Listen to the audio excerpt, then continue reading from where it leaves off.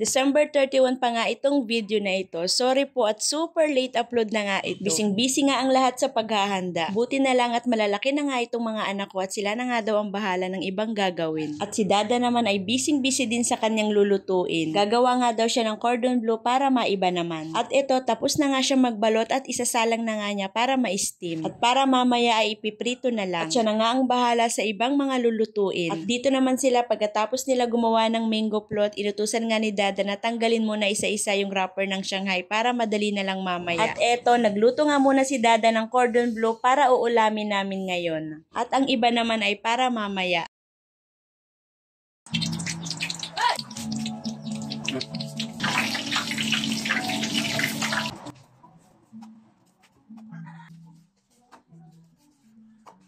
At ako naman ay busy din sa ibang ihahanda dito sa lamesa. At ito, nakagawa na nga ako ng prosperity bowl at mga chocolate. Isa sa mga tradisyon ng mga Pilipino. At pagkatapos nga ay natuyo na nga yung mga kurtina ko na nilabhan at ikakabit ko na nga. At pagkatapos ko nga maikabit ang kurtina ay binalik naman ni Bunso yung Christmas light curtain. Kapag talaga magbabagong taon, busy ang lahat at ang sisipag. At tulong-tulong nga ang lahat para mapadali nga ang trabaho. At buti na lang talaga malalaki na ang mga anak ko at meron na akong maaasahan sa bahay. At pagkatapos namin magkabit ng kurtina ay hinanda ko naman yung gagawin na fruit salad habang nagluluto si Dada. Ang gusto nga nila ay fruit salad lang na hindi nahaluan ng macaroni pero ang gusto ko nga ay haluan pa para mas dumami. At nagpakuha na nga rin si Dada ng buko para pandagdag.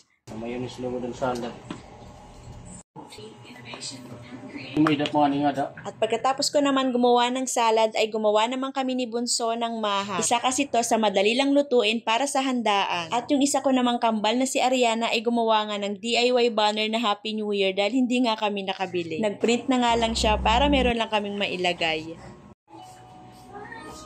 At eto, dinikit na nga niya yung nagawa niya. In fairness, ang ganda at hindi na nga kailangan pang gumastos at pwede naman palang gumawa. At si Tonet naman ay mala-DJ ang dating. Fast forward, eto na nga pala lahat ang inahanda namin para sa New Year. At dahil hindi nga uso sa amin ng fireworks, hindi na nga kami lumabas at dito na nga lang kami sa loob ng bahay. At pagsabit nga ng alas 12 ay sabay-sabay kami Happy New Year!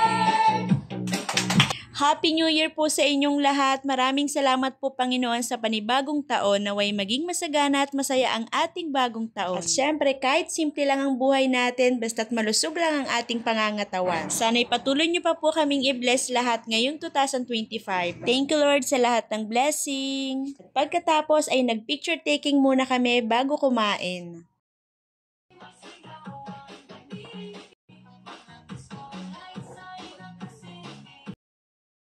At pagkatapos mag-picture taking ay kumain na nga rin kami. Kain po tayo. Thank you Lord sa blessing. At yan lang muna. Happy New Year again. God bless.